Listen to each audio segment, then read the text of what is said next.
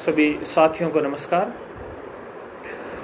इस व्याख्यान माला के अंतर्गत पिछले व्याख्यान में षड दर्शनों के अंतर्गत हमने 4 दर्शनों का संक्षिप्त परिचय जाना था।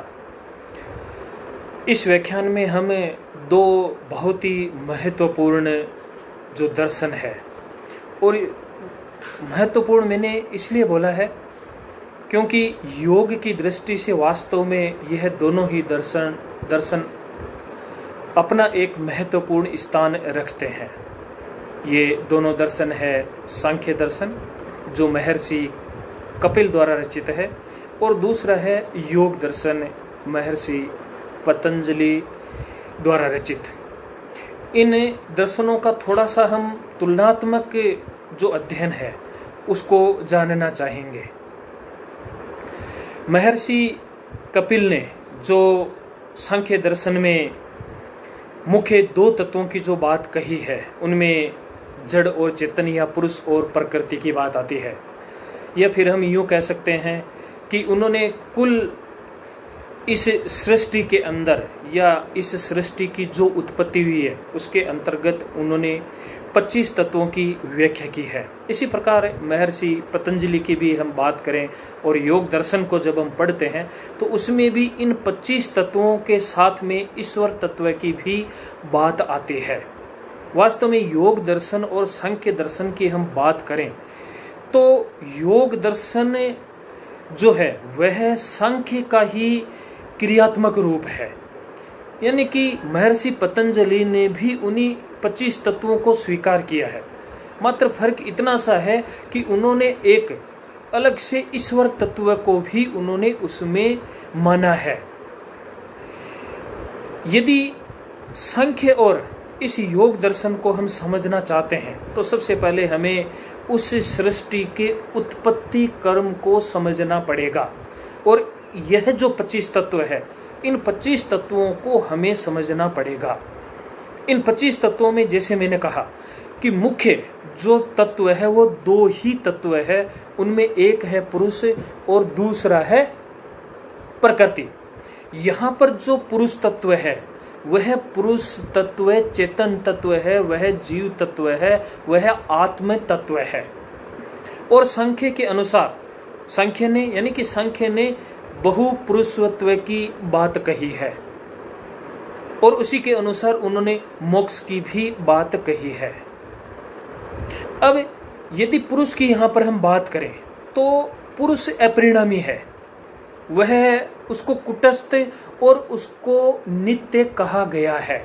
यानी कि पुरुष के अंदर किसी भी प्रकार का कोई परिणाम घटित नहीं होता है, वह हमेशा एक स्थिर अकंपित बना रहता है, वह नित्य है, उसमें किसी भी प्रकार का लाभ हानि सुख दुख आदि जो कुछ भी है ऐसा कुछ भी घटित नहीं होता है।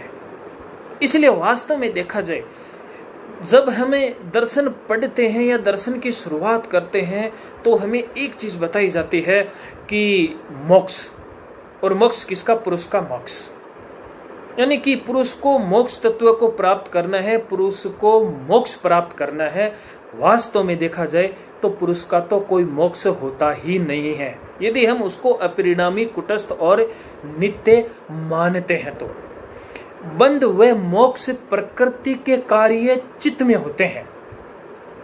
तो इसका अर्थ हुआ कि यदि मोक्ष की हम बात करते हैं तो यह मोक्ष तो एक तरह से इस प्रकृति का ही हुआ, क्योंकि यदि हम ये माने कि पुरुष के अंदर किसी भी प्रकार का कोई परिणाम घटित हो रहा है तो फिर प्रकृति और पुरुष में एक तो कोई अंतर नहीं रह पाएगा।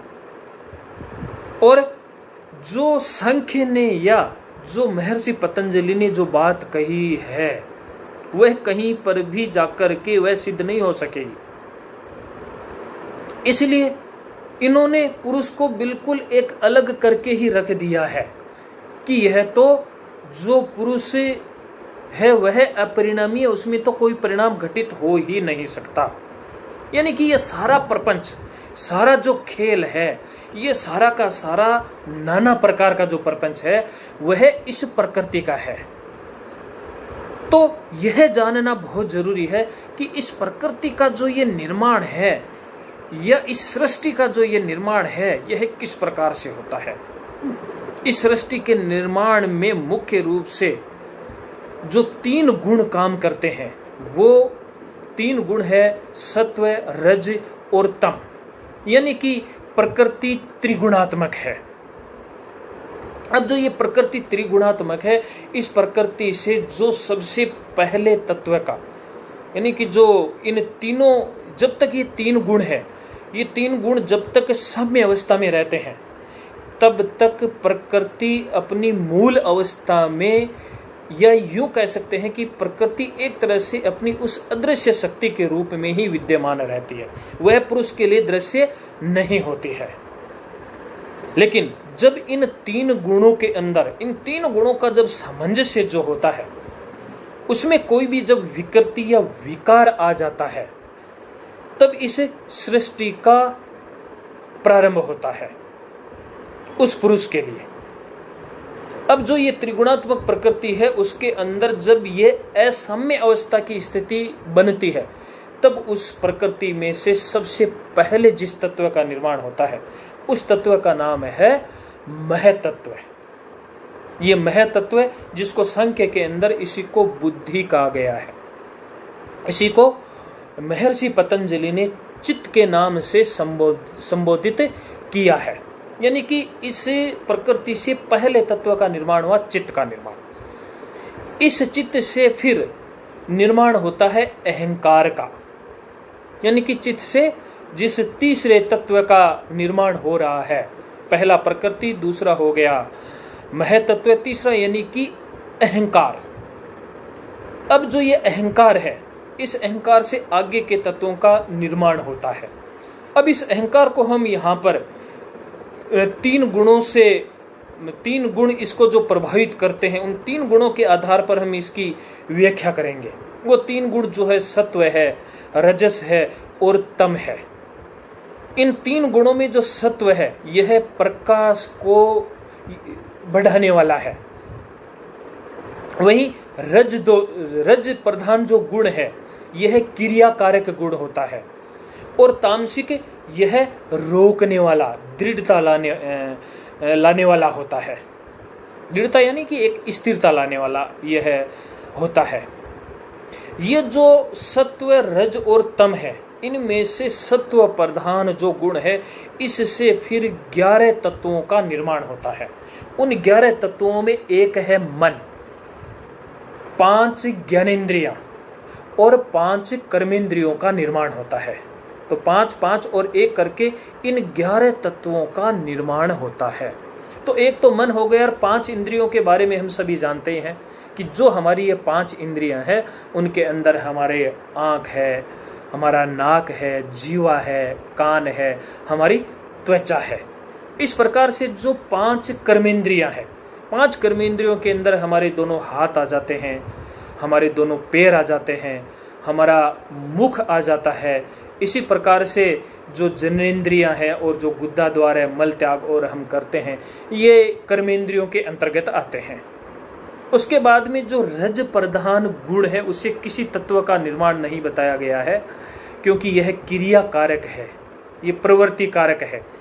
फिर आता है तामसिक जो है, उससे फिर 10 तत्वों का निर्माण होता है। उन 10 तत्वों में सर्वप्रथम 5 तन्मात्राओं का निर्माण होता है। उन 5 तन्मात्राओं में सबसे पहली जो तन्मात्रा है वह है शब्द। उसके बाद में स्पर्श का निर्माण होता है। स्पर्श के बाद में रूप आता है, रूप के बाद में रस, और सबसे अंत में आता है गंध। यानी ये 5 तन्मात्राएं हो गई। इन 5 तन्मात्राओं से फिर एक एक उन महाभूत का निर्माण होता है, जिनको हम पंच महाभूत बोलते हैं। जो शब्द है उससे आकाश का निर्माण होता है, स्पर्श से वायु का निर्माण होता है, रूप से अग्नि का निर्माण होता है, रस से जल का निर्माण होता है, और गंध से पृथ्वी का निर्माण होता है। तो इस प्रकार से हम देखते हैं कि जो यह सृष्टि है, इस सृष्टि का निर्माण होता है। तो यहाँ पर जो चेतन तत्व है पुरुष, और दूसरा जो अचेतन तत्व है प्रकृति। यह प्रकृति ही वास्तव में परिणाम धर्मी है। यह प्रकृति ही वास्तव में अनित्य है, क्योंकि यह त्रिगुणात्मक होने के कारण से ही इस संपूर्ण सृष्टि का निर्माण होता है। अब जो ये संपूर्ण सृष्टि का जो यह निर्माण हुआ है, तो हम देखते हैं इसमें कि प्रकृति से लगाकर पंच महाभूत पर्यंत तक जो इन तत्वों का निर्माण हुआ है, ये सारे के सारे तत्व उत्तरोत्तर ये धीरे धीरे गुरुत्व को प्राप्त करते हैं।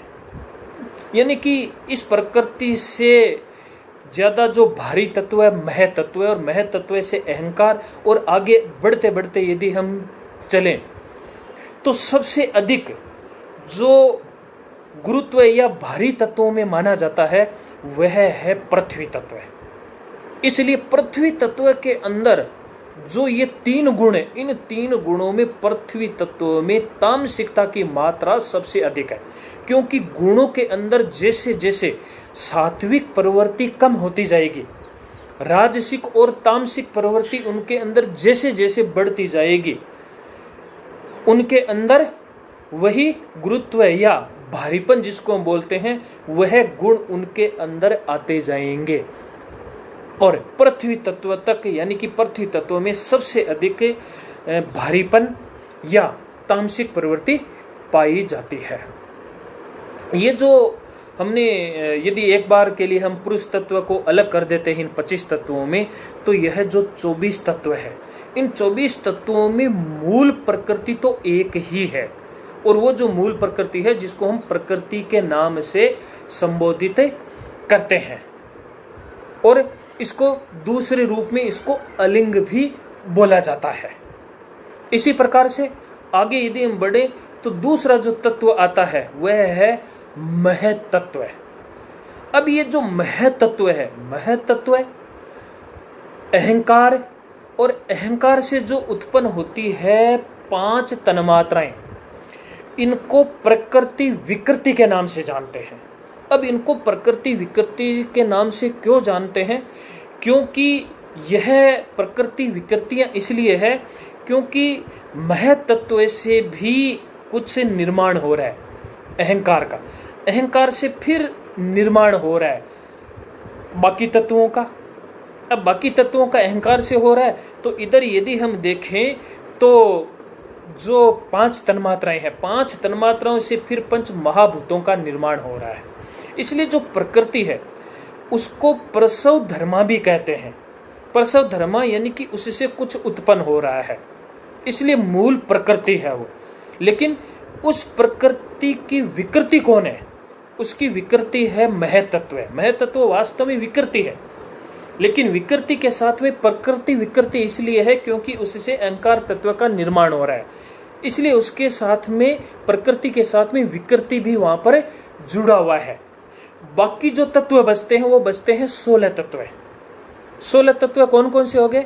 16 तत्वों में एक मन आता है, 5 ज्ञानेन्द्रियां और 5 कर्मेंद्रियां, ये तो हो गए 11, और 5 हो गए महाभूत। इनसे किसी भी प्रकार के आगे तत्व का निर्माण नहीं होता है, इसलिए इनमें प्रसव धर्मा या प्रकृति का कोई गुण नहीं है, इसलिए इनको प्रकृति विकृति नहीं कहा गया है, इनको मात्र विकृतियां कहा गया है।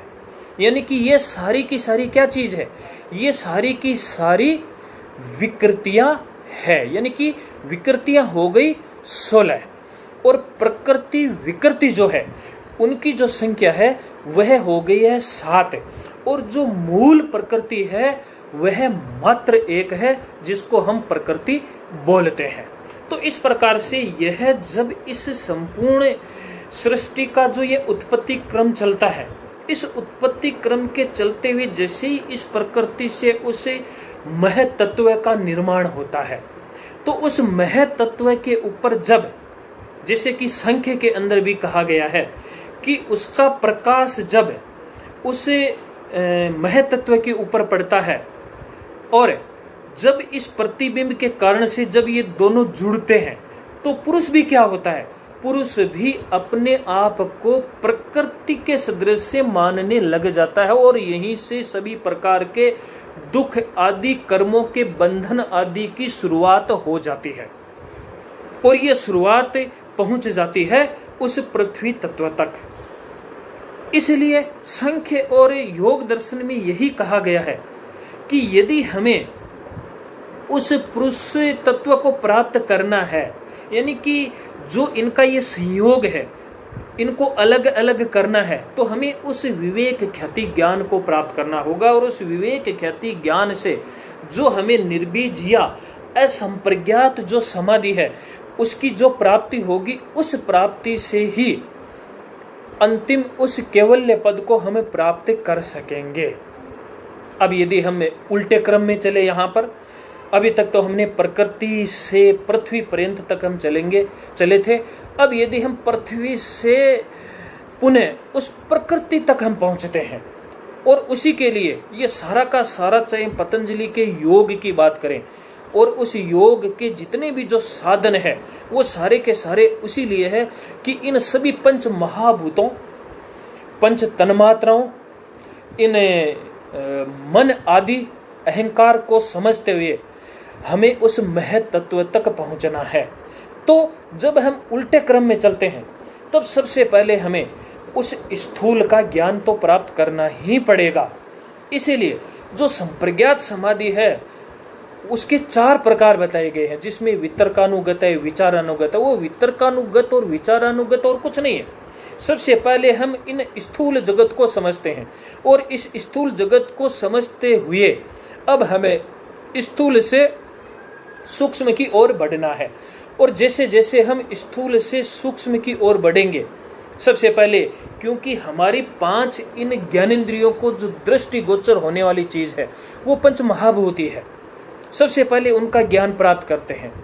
जब पूर्ण रूप से उनका ज्ञान हो जाता है तो वो छूट जाते हैं और हम पंच तन्मात्राओं में आते हैं। जब इन पंच तन्मात्राओं का भी जब हमें ज्ञान हो जाता है तब हम और सूक्ष्म के अंदर उस मन और अहंकार तक पहुंचते हैं। अहंकार के बाद में हम महतत्व तक पहुंचते हैं।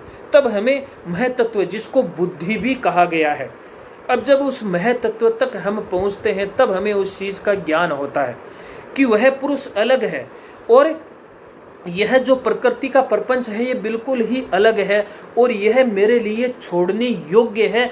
इसी को विवेक ख्याति ज्ञान कहते हैं। और इस स्थिति तक पहुंचते पहुंचते जब वह अस्मितानुगत समाधि में आता है, जब उसको ये ज्ञान हो जाता है, तब वह निरोध संस्कार के द्वारा उस निर्बीज समाधि को प्राप्त करता है। और जब उस निर्बीज समाधि को वह प्राप्त कर लेता है और जब इसका उसको इस चीज की प्रज्ञा, ज्ञान, धर्म, एक समाधि, कुछ भी आप उसको कह दीजिए, जो अंतिम अवस्था है, जब वह उसको प्राप्त करता है तब उस पुरुष के लिए यह जो प्रकृति है, यह प्रकृति उसके लिए एक तरह से अदृश्य हो जाती है, वह विलीन हो जाती है। कहने का यहाँ पर अर्थ होता है कि इस प्रकृति से जिस चीज की भी हमने कहा कि उत्पत्ति हुई है, वह उसी कारण में पुनः क्या हो जाती है, उस प्रकृति में ये सब कुछ विलीन हो जाते हैं। यानी कि अब जो गुण है वो गुण अपने सम्य अवस्था में स्थित हो जाते हैं। यही उस पुरुष का मोक्ष है। तो इस प्रकार से इस व्याख्यान में हमने अभी थोड़ा संक्षिप्त रूप में सांख्य और जो ये पतंजलि का जो योग है या इसका जो ये सृष्टि क्रम है, ये जो इनका दर्शन है, इसके बारे में हमने जाना। तो इस व्याख्यान में इतना ही। आप सबको नमस्कार।